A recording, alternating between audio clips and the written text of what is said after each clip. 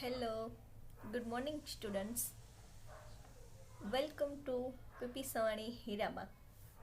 ધોરણ 6 સામાજિક વિજ્ઞાન, સેમેસ્ટર બીજું. મારું નામ છે સિરોયા જલપા. આજે હું તમને પાઠ 8 ભારત વર્ષની ભવ્યતા વિશેની માહિતી આપીશ. આ પાઠમાં પ્રાચીન ભારત વિશેની ઘણી એવી બધી માહિતી છે જેની હું તમને સમજૂતી આપીશ. તેમાં ખેતી, સિંચાઈ, ઓજારો વગેરે વિશે પણ માહિતી હું તમને આપીશ. પ્રાચીન ભારતમાં ગ્રામીણ જીવન અને નગર જીવન કેવું હતું તેની માહિતી હું તમને વિસ્તૃત સમજાવીશ. તો ચાલો બાળ મિત્રો, સૌ પ્રથમ પ્રસ્તાવના વિશે માહિતી મેળવીએ.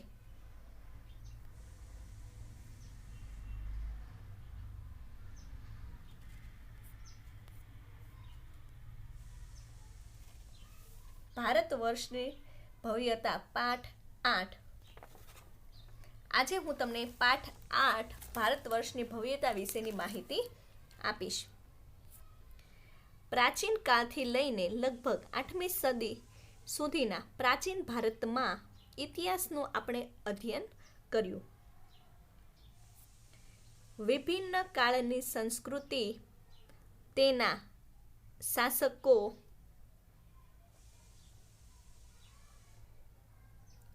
વિશે માહિતી આપણે મેળવી. ભારત એક ઉપખંડ જેટલું મોટું રાષ્ટ્ર છે. પ્રાચીન કાળથી અનેક જાતિ પ્રજાતિઓ સમૂહો આ દેશની સમૃદ્ધિથી આકર્ષાઈ આ દેશમાં આવતા રહ્યા છે, જેના કારણે ભારતીય સંસ્કૃતિમાં વિભિન્નતાનો સંગમ રચાયો છે. જવાહરલાલ નહેરુ, જેને વિભિન્નતામાં એકતા કહે છે, તેવા આ મહાન દેશની કલા અને સ્થાપત્ય તથા સમાજ જીવનની આપણે માહિતી મેળવીશું, જેનાથી પ્રાચીન ભારતની પ્રજાના ગૌરવશાળી વારસાની આપણને માહિતી સહેલાઈથી મળી શકે. પ્રાચીન ભારત, તેમાં આવે છે ખેતી. આપણા દૈનિક જીવનની મોટા ભાગની ખોરાક માટેની તેમજ વપરાશની વસ્તુઓ આપણને ખેત પેદાશોમાંથી જ મળે છે. ખેતીની શરૂઆત પ્રાચીન ભારતથી જ થઈ હતી. તે સમયમાં પણ ખેતી માટે વિવિધ ઓજારો અને સિંચાઈની પણ વ્યવસ્થા થઈ હતી. પ્રાચીન ભારતમાં ઘઉં, જવ, ડાંગર, જુવાર, બાજરી, તલ, વટાણા વગેરેની ખેતી થઈ હતી. ઓજારો. આ ઓજારો પ્રાચીન ભારતની સંસ્કૃતિના છે, જે પહેલાના સમયમાં અલગ અલગ પ્રકારના ઓજારો હતા, જેમાં દાંતરડું, કુહાડા, ફણા એટલે કે ફાલ એટલે મીન્સ કે હળ વગેરેનો સમાવેશ થતો હતો. હડપ્પા સંસ્કૃતિમાં ખેત ઓજારોમાં હળના અવશેષો મળ્યા નથી, પરંતુ હળ આકારનું રમકડું મળ્યું છે. તેથી જાણી શકાય કે તેઓ ખેતીમાં હળનો ઉપયોગ કરતા હતા. આશરે 2500 વર્ષ પહેલાના સમયથી ખેતી માટે લોખંડના સાધનોનો ઉપયોગ વધતો જતો હતો. તેમાં જંગલોને સાફ કરવા માટે કુહાડીઓ, હળના ફણા એટલે કે ફાલ વગેરેનો સમાવેશ થાય છે. આ ઉપરાંત દાંતરડું, કુહાડાથી પણ તેઓ પરિચિત હતા. સિંચાઈ. સમુદ્ર ગામડાઓ વગેરે રાજાઓ અને તેમના રાજ્યનું ટકી રહેવું મુશ્કેલ હતું. જે રીતે ખેતીના વિકાસ માટે નવા સાધનો અને ધરૂરો પણ મહત્વપૂર્ણ પગલાં હતા, તેવી જ રીતે સિંચાઈ વ્યવસ્થા પણ ઘણી જ ઉપયોગી સાબિત થઈ હતી. આ સમયે સિંચાઈ માટે નહેરો, કૂવા, તળાવો તથા કૃત્રિમ જળાશયો બનાવવામાં આવ્યા હતા. નહેરો, કૂવા, તળાવો અને કૃત્રિમ જળાશયો વિશે બાળમિત્રો આપ પરિચિત જ છો એમ. પ્રાચીન ભારતનું ગ્રામીણ જીવન. ઉત્તર ભારત અને દક્ષિણ ભારતમાં ગ્રામીણ જીવન આ પ્રમાણેનું હતું. ભારતના ઉત્તર ભાગના ગામનો વડો ગ્રામ ભોજક કહેવાતું. સામાન્ય રીતે એક જ પરિવારના લોકો આ પદ પર પેઢીઓ સુધી રહેતા. આ પદ વંશ પરંપરાગત હતું. ગ્રામ ભોજક મોટે ભાગે ગામનો સૌથી મોટો જમીન માલિક હતો. આ સમયે જમીન માલિક ભાડુતી માણસો રાખી ખેતી કરાવતો હતો. રાજા પણ ગામડાના કરવેરા ઉઘરાવવાનું કાર્ય તેમને આપતા હતા. કોને? તો ગ્રામ ભોજકને. તે કાયદા અને વ્યવસ્થાની સ્થિતિ પણ સંભાળતા હતા. દક્ષિણ ભારતમાં 3 પ્રકારના લોકો રહેતા હતા: મોટા જમીનદારો, નાના ખેડૂતો અને જમીન વિહોણા મજૂર. નગર જીવન. મોટા ભાગના શહેરો 2500 વર્ષ પહેલા મહાજનપદોની રાજધાની હતા. આ શહેરો કિલ્લાબંધીથી સુરક્ષિત હતા. ઘણા શહેરોમાંથી વલય કૂપ પ્રાપ્ત થયા છે, જે કૂવા તરીકે ઓળખાતા. આ વલય કૂપ શૌચાલય, નીક અથવા કચરાપેટી માટે ઉપયોગમાં લેવાતા હતા.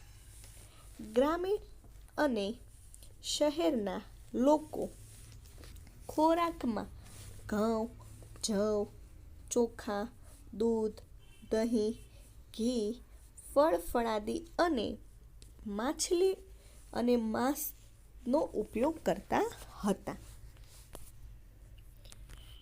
પુરુષો અને સ્ત્રીઓ સામાન્ય રીતે 2 વસ્ત્રો પહેરતા.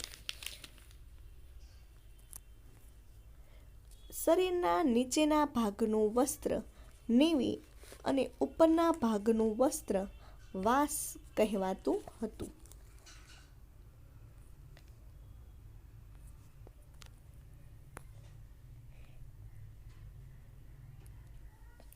પ્રાચીન ભારતમાં કલા.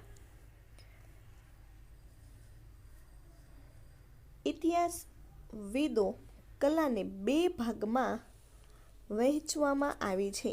એમાં પહેલી છે લલિત કલા અને બીજી છે નિદર્શન કલા.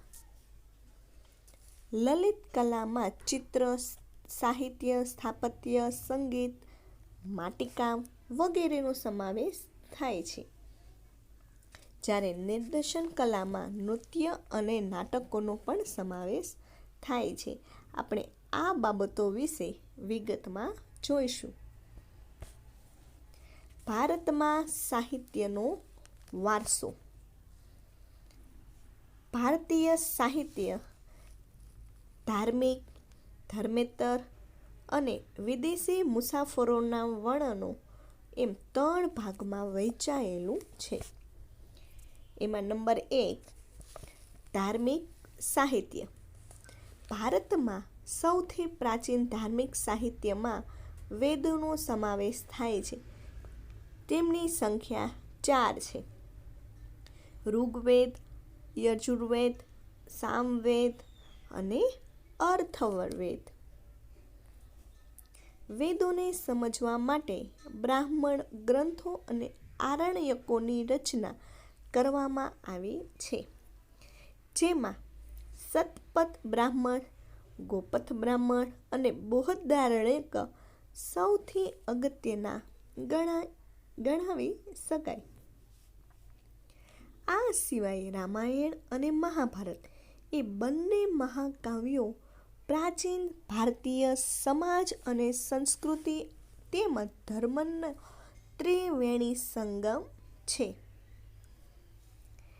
વેદ વ્યાસ મહાભારત પ્રારંભમાં જય સંહિતાથી ઓળખાતું હતું, જે વિકસતું જતાં 1,00,000 શ્લોકનું મહાભારત થયું. તે જ રીતે વાલ્મીકી રચિત રામાયણમાં ભગવાન શ્રી રામની કથાની સાથે આદર્શ સમાજ જીવન અને નૈતિક ધોરણોનું ચિત્રણ થયેલું છે. 108 જેટલા ઉપનિષદો ભારતીય ચિંતનના મહામૂલા ગ્રંથો છે. કંઠ, કેન, પ્રશ્ન, મુંડક, માંડુક્ય, ઈશાનાવાસ્યમ અને છાંદોગ્ય ઉપનિષદો ભારતના તત્વજ્ઞાનના મહાન ગ્રંથો છે, જેમાં પુરાણોની સંખ્યા 18 છે.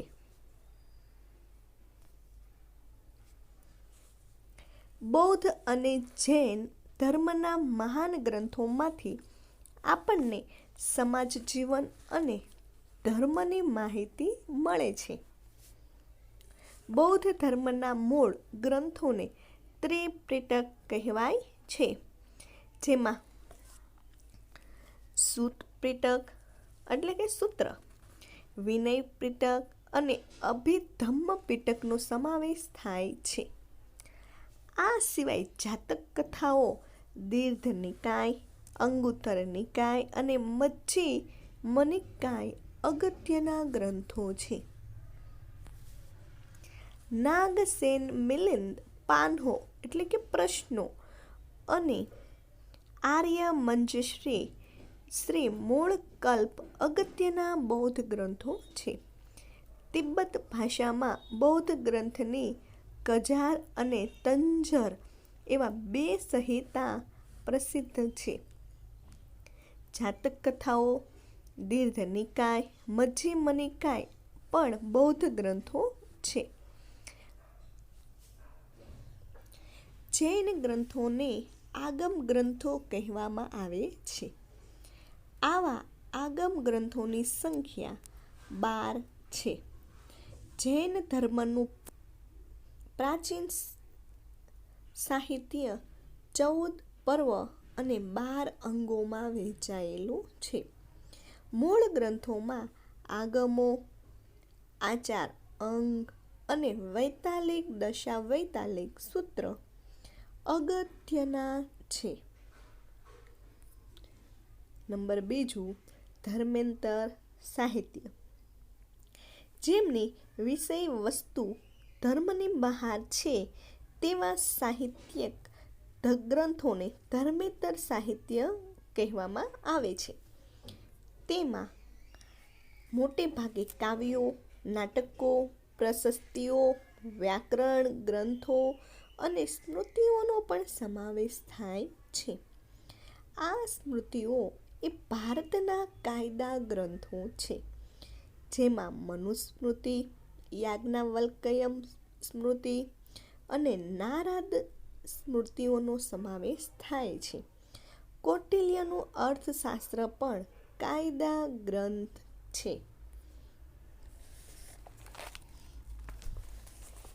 પ્રાચીન ભારતમાં મોટા ભાગના નાટકો અને કાવ્યોની રચના થઈ, જેમાં મહાકવિ ભાસ, કાલિદાસ, શુદ્રક, ભારવી જેવા મહાન સાહિત્યકારોનો પણ સમાવેશ થાય છે.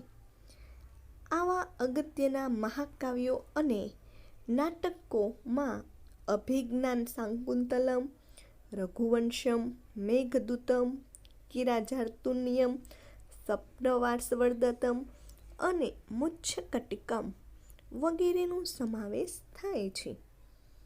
દક્ષિણ ભારતમાં એક વિશિષ્ટ સાહિત્ય જેને સંગમ સાહિત્ય કહેવામાં આવે છે, તેની રચના ઈસવીસનની પ્રથમ 3 સદીઓમાં થઈ હતી.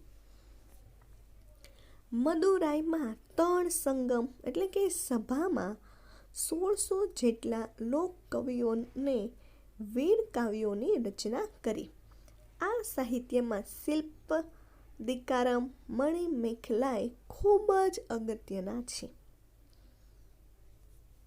સંસ્કૃત ભાષામાં સર્વશ્રેષ્ઠ વ્યાકરણ ગ્રંથ પાણીનું અષ્ટાધ્યાયી છે, જે ઈસવીસન પૂર્વે 5મી સદીમાં રચાયું હતું. અશોકના શિલાલેખો પણ પ્રાચીન ભારતના ઇતિહાસ, મૌર્ય સામ્રાજ્યના વહીવટી તંત્રો તથા બૌદ્ધ ધર્મના નૈતિક નિયમો વિશે માહિતી આપે છે. ગુપ્ત કાળમાં પ્રશસ્તિ કાવ્યો અને ગ્રંથોનો ઘણો એવો વિકાસ થયો. સમુદ્રગુપ્તને પ્રયાગ પ્રશસ્તિના લેખક હરિશ્રેણ હતા. તે ઉદયગીરીની ચંદ્રગુપ્ત દ્વિતીયની પ્રશસ્તિના લેખક વીરસેન સાંબા હતા. બાણે હરિશ્ચરિત્રમાં હર્ષની પ્રશસ્તિઓ કરી છે. વિદેશી નંબર 3 વિદેશી મુસાફરોનું વર્ણન. ભારતમાં સદીઓથી અનેક વિદેશી પ્રવાસીઓ આવતા હતા, જેમણે પોતાના ભારતના પ્રવાસના વર્ણનો લખ્યા છે. તેમને આ પ્રવાસ નોંધોમાંથી ભારતીય સંસ્કૃતિ અને પ્રજાજીવનની માહિતી મળે છે. આવા મુસાફરોમાં ચંદ્રગુપ્ત મૌર્યના દરબારમાં રહેલા ગ્રીક એલ્ચી મેગસ્થનીસ ખૂબ જ અગત્યના છે. તેમણે ઇન્ડિકા નામનો એક ઉત્કૃષ્ટ ગ્રંથ લખ્યો છે, જેમાં મૌર્ય યુગ વિશે આપણને ઘણી એવી બધી માહિતી પ્રાપ્ત થાય છે. એ જ પ્રમાણે ગ્રીક નાવિક ટોલેમીએ ભૂગોળ વિશે લખેલા ગ્રંથમાં ભારતના બંદરો વિશેની માહિતી મળે છે. ચંદ્રગુપ્ત દ્વિતીયના સમયમાં આવેલ ચીનના મુસાફર ફાહિયાને અને સમ્રાટ હર્ષવર્ધનના સમયમાં આવેલ ચીની મુસાફર યુએન સ્વાંગે તાત્કાલિક ભારતીય સમાજ જીવન, શાસકો અને સંસ્કૃતિનું અદ્ભુત ચિત્રણ કરેલું છે.